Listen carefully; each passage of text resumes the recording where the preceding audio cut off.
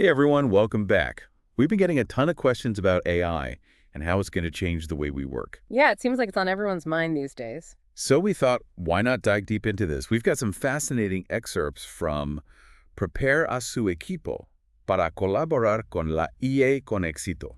Which basically translates to preparing your team for successful collaboration with AI. Exactly. It's a guide for both companies and individuals on how to thrive in this world where AI is becoming, well, everywhere. It seems like every day there's a new headline about AI doing something amazing, or maybe a little bit scary. Yeah, like, will robots be taking our jobs? This Or is AI going to be more like a super helpful tool that we can use to our advantage? Let's find out. source is great because it really digs into the nitty-gritty of how AI is actually impacting the workplace right now. Like real-world examples and stuff. Oh, yeah, tons of them. And it doesn't sugarcoat things either. It acknowledges that the rise of AI has been, well, pretty rapid. I mean, it does feel like AI has kind of exploded onto the scene in the past few years. It really has. In fact, The Economist estimates that a whopping 80% of organizations in both the US and China are already using AI on a daily basis. 80%. Whoa. Okay, that's a lot more than I would have guessed. Right. It's a pretty staggering statistic, and it really underscores the fact that this isn't some far-off futuristic thing. AI is already here, and it's having a major impact. But that does bring us back to that question that everyone seems to be asking. Is AI going to steal our jobs? Well, the source tackles that head-on, and it's definitely more nuanced than just a simple yes or no. Okay, good, because I was starting to get a little worried there. While some people definitely fear job displacement because of AI, it's interesting to look at some data from ManpowerGroup. They actually found that 55% of organizations are planning to increase their staff because of AI. So more jobs, not less. It seems counterintuitive, right? Yeah. But it speaks to the idea that AI is going to change the nature of work rather than just eliminate it altogether. So are we talking about a future where humans and AI kind of work together, almost like a partnership? Exactly. The source really emphasizes this concept of human-AI collaboration. The idea is that AI can handle those repetitive, data-heavy tasks. The stuff that most of us find pretty tedious, if we're being honest. Yeah, exactly. So then that frees us humans up to focus on the things that we're really good at, like critical thinking, creative problem solving, and all those essential soft skills that are so hard to automate. That makes a lot of sense.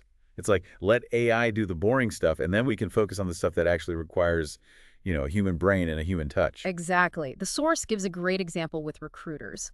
Think about all the time recruiters spend sifting through resumes, doing keyword searches, trying to weed out unqualified candidates. Oh yeah, I can only imagine that sounds super time-consuming. It is. But imagine if AI could handle all of that. AI can be incredibly efficient at those tasks, way more efficient than humans. It can even fix typos in applications. Okay, that would be a huge time saver right there. Yeah, I know I've definitely made my fair share of typos on job applications. we all have. But the point is, if AI can take care of all that stuff, then recruiters are freed up to focus on the really important things, like building relationships with candidates, understanding their unique potential, and finding the perfect fit for both the candidate and the company. The human stuff.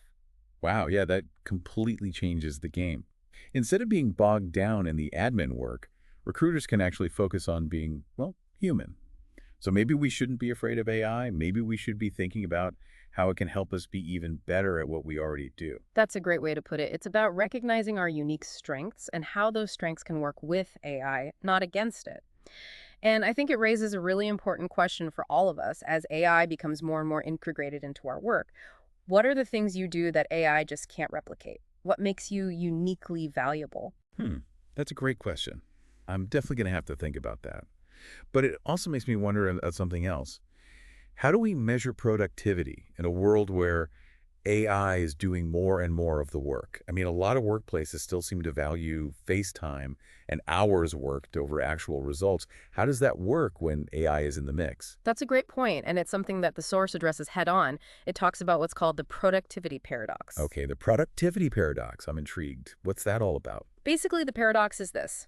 AI has the potential to help us achieve more with less effort, right? We can be more efficient, more productive. But if companies are still stuck in that old school mindset of prioritizing traditional metrics like hours worked, then it creates this weird dilemma. Because you could theoretically finish your work in half the time thanks to AI, but your boss still expects you to be at your desk for 8 hours. Exactly. And that can lead to some pretty strange behavior. The source even mentions anecdotes of employees feeling like they have to hide how efficient they're being because they're afraid of being given even more work if their boss realizes how quickly they're getting things done. Oh, wow. So people are basically pretending to be less productive than they actually are. It sounds crazy, but yeah, it's happening. The source describes these situations where managers are perceiving employees as slacking off, while those same employees are actually feeling totally burnt out because they're trying to conceal their AI-driven efficiency. It's this real disconnect between how we measure work and how work is actually being done in an AI-driven world. So how do we bridge that gap? Yeah. How do we move away from those outdated metrics and embrace a more AI-compatible approach to productivity? Well, the source offers a really valuable suggestion, and it's pretty simple, actually. Focus on results rather than input. So instead of looking at how many hours someone's sitting at their desk, we should be looking at the quality and efficiency of the work they're producing. Exactly. It's about rewarding employees for what they achieve, not just how long they spend doing it. And that brings up a really interesting question for all of our listeners out there. Hit us with it. What's the question? How can your workplace adapt its performance metrics to embrace AI-driven productivity gains? Because it's not just about individual employees, it's about the whole organization shifting its mindset. It's a challenge for sure, but it's also a huge opportunity to really redefine what success looks like in this new world of work. That's a great challenge for everyone to chew on. And, this whole conversation is making me wonder about something else. What skills are going to be the most valuable in this new world of work? If AI is taking on more and more of those routine tasks, what do we humans need to focus on to stay ahead of the curve and, keep those jobs that we're all worried about losing? That is the million-dollar question, isn't it? And the source has some really insightful things to say about it. It basically boils down to this. The skills that are going to be most in demand are the ones that AI, even with all its amazing capabilities, still struggles with. And those are, surprise, surprise, the uniquely human skills. Okay, so we're talking things like emotional intelligence, creativity, that kind of stuff. You got it. Things like empathy, complex problem solving, critical thinking, all those things that are really hard to program into a machine. As AI takes over more and more of those routine, mundane tasks, it frees us humans up to focus on the higher level work. And that higher level work requires those uniquely human skills. So instead of replacing us, AI could actually be helping us to become even more human in our work. I like that. I do too. It's this a fascinating idea that by taking over the tasks that drain our energy and kind of numb our minds, AI could actually be freeing us up to tap into our full human potential. It's a little mind-blowing when you think about it like that. It is, and it really highlights the importance of lifelong learning. The world of work is changing so rapidly, and AI is a huge driver of that change. The only way to stay relevant and valuable is to be constantly learning, growing, and adapting. It's exciting, for sure, but also a little bit scary. It feels like we're all kind of stepping into the unknown. I agree, but remember, we're all in this together. Well said. I think that's a great note to end on for this first part of our deep dive. We've covered a lot of ground, but there's so much more to explore. Welcome back to our deep dive into AI and the future of work. Before the break, we were talking about how important it is to embrace experimentation with AI and to really see any failures, not as setbacks, but as learning opportunities. Yeah, it's about creating that culture of curiosity where people feel safe to try new things and not be afraid to, mess up a little bit along the way. Exactly. And the source we're looking at, Prepare a su equipo para colaborar con ella con éxito, makes a really interesting point about the role of leadership in all of this. Oh, yeah. What was that? Well, it basically says that leaders can't just encourage AI adoption from the sidelines. They have to be actively involved in shaping the culture, in setting the tone for how AI is used throughout the organization. So it's not enough to just talk the talk. You got to walk the walk when it comes to AI. You got it. Leaders need to be willing to roll up their sleeves and actually experiment with AI themselves. They need to learn from their own mistakes. So, not be afraid to admit when they don't know something or when they've made a mistake. Exactly. And to share those experiences, both good and bad, with their teams. That's how you build trust and a sense of shared purpose when it comes to AI. I can definitely see that. I mean, if my boss was out there trying new things, making mistakes, and learning along the way, it would definitely make me feel more comfortable doing the same. It's all about leading by example, and it goes beyond individual leaders, too. The source talks about the need for organizations to put systems and processes in place that actually support this experimentation and learning with AI. So things like having a dedicated budget for AI projects.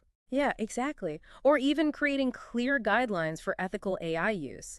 And maybe most importantly, making sure there are opportunities for people to share what they're learning and their best practices with each other. It's like creating a whole ecosystem where AI can flourish, where people feel genuinely empowered to explore its potential and contribute their own ideas and experiences. That's a great way to put it. It's about creating a space where people can learn and grow together, with AI as a kind of shared tool or resource. And it seems like the more we talk about this, the more it becomes clear that this willingness to embrace failure is actually a key ingredient for success with AI. Oh, absolutely. The source makes a really strong case for that. It emphasizes that those failures, those moments where things don't go as planned, those often provide the most valuable insights. And those insights can lead to some really innovative and effective AI applications down the road. It's like that saying, you learn more from your failures than from your successes. Exactly. And with AI, it's especially important to create that space where people feel comfortable failing because it's such a new and rapidly evolving field. There's so much we still don't know. And the only way to figure it out is to try things, experiment, and yes, sometimes fail. And then share those lessons learned so that everyone can benefit from them, right? Right. It's all about fostering that psychological safety where people feel like they can take risks, admit when they've messed up, and know that they're not going to be punished for it. And that kind of environment is essential for any workplace, but it's especially crucial when you're dealing with something as new and potentially disruptive as AI. I think you're right. It creates that sense of trust and openness that allows for real innovation to happen. But let's be real, not everyone is going to be thrilled about the idea of AI becoming more integrated into their work, right? Of course not. Change can be scary, especially when it comes to something as potentially transformative as AI. Some people might feel threatened, some might be worried about losing their jobs. It's natural to feel some resistance to change. So how do we address those concerns? How do we help people feel more comfortable with this transition? Well, according to the source, it all comes back to communication and transparency from leadership. Leaders need to be upfront with their teams about the potential impacts of AI. So no sugarcoating the fact that some jobs might change or even disappear? Right. But it's not just about being honest about the challenges, it's also about painting a positive vision for the future with AI, emphasizing the opportunities that it can create, both for the company and for individual employees. So it's about acknowledging the fears, but also showing people that there's a lot to be excited about too. Exactly. And maybe even more importantly, it's about providing employees with the support and resources they need to adapt and thrive in this new landscape. So things like training programs to help people develop new skills. Yeah, absolutely. Or maybe access to mentors or coaches who can help them navigate this transition. It's about empowering people to take ownership of their own development and see AI not as a threat, but as a tool for growth. It's like turning that fear into a sense of possibility. Exactly. And you know what? That brings us right back to one of the key takeaways from Prepara su equipo para colaborar con la AI con éxito, which is the importance of focusing on those uniquely human skills that are going to be so valuable in an AI-driven world. We talked about this a bit earlier, but it's definitely worth reiterating. Yeah. So just to be clear, we're talking about things like emotional intelligence, creativity, critical thinking, right? All those things that AI, even with all its advancements, still can't quite replicate. Exactly. And as AI takes over more of those routine, mundane tasks, those human skills are only going to become more important, not less. Because we'll be freed up to focus on that higher level work that requires those human skills. Right. And it's not just about the work itself, it's also about how we work together. Collaboration, communication, empathy, all those things are going to be essential in an AI-driven world. So rather than replacing us, AI could actually be helping us to become even more human in our work. I love that. It really flips the script on how we often think about AI. And it really underscores the importance of lifelong learning, right? Yeah, I mean, the world is changing so fast. If we want to stay ahead of the curve, we have to be willing to constantly learn, grow, adapt. Absolutely. And AI itself can actually be a really valuable tool in that process. It can help us personalize our learning experiences, give us real-time feedback on our skills, even connect us with mentors and coaches who can help us reach our full potential. It's like having a personalized AI assistant for our careers. I know, right? It's pretty exciting when you think about it.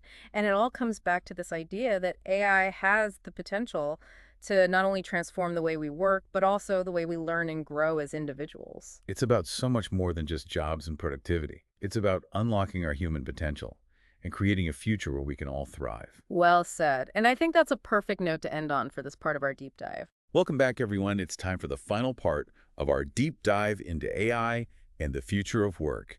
And man, we've been having such an interesting conversation about all this. We have. It's amazing to see how much ground we've covered just by looking at these excerpts from Prepare a su equipo para colaborar con la AI con éxito. It really is a great resource for anyone who's trying to wrap their head around all this AI stuff. Yeah, it's super practical and insightful. We started by talking about the sheer scale of AI adoption that's happening right now. It's kind of mind-blowing how quickly things are changing. I know, right? 80% of organizations in the US and China already using AI daily. Yeah. That was a big wake-up call for me. Yeah. And then we got into the big question, will AI steal our jobs? And I think we agreed it's way more complicated than that. It's not just a simple yes or no. Right. AI is going to change jobs for sure, but it's also going to create new ones. And it's going to require us all to adapt and develop new skills. And we talked about how important it is for companies to shift their thinking about productivity, to move away from those old school metrics like face time and focus more on results. Because in an AI-driven world, you could be super productive and get all your work done in 5 hours, but your boss might still expect you to be at your desk for 8. It's a recipe for burnout, for sure. Yeah, and that's where good leadership comes in. Leaders need to set the tone, embrace experimentation, and model that willingness to learn and adapt alongside their teams. And they need to make sure their employees have the support and resources to make this transition successfully. Which I guess brings us back to this idea that AI could actually help us unlock our human potential. Remember we were talking about that earlier. Oh, absolutely. It's one of the most fascinating and hopeful aspects of this whole AI revolution. Because if AI can take care of all those routine tasks, those things that kind of drain our energy and stifle our creativity, well, that frees us up to focus on the things that really matter. Think about it.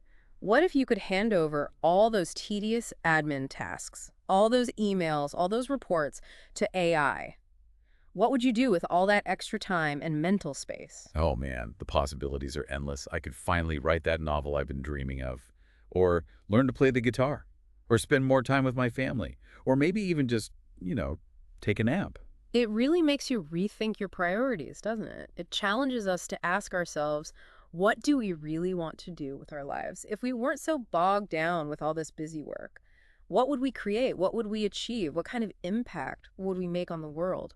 Wow, there's some big questions. Yeah. And it really underscores the fact that this whole AI thing, it's about so much more than just like optimizing our workflows and boosting our productivity. It's about fundamentally changing the way we live and work and relate to the world around us. It's about nothing less than redefining what it means to be human in a world where AI is increasingly present. And that, I think, is the most exciting and perhaps even a little bit scary aspect of this whole journey we're on. It's definitely both exciting and a little bit daunting. But I think we can all agree that the future is going to be anything but boring. That's for sure. Well, on that note, I think it's time for us to wrap up this deep dive. It's been a real pleasure exploring these ideas with you and with all our listeners. We hope this has given you some food for thought. Remember, this is just the beginning of the conversation. AI is here to stay, and its impact is only going to grow in the years to come. But how that impact plays out, well, that's largely up to us. It's up to each and every one of us to embrace the possibilities, to be curious, to be bold, and to keep learning and adapting along the way. That's right. The future is what we make it. So let's make it a good one. I'll second that. Thanks for listening, everyone. See you next time.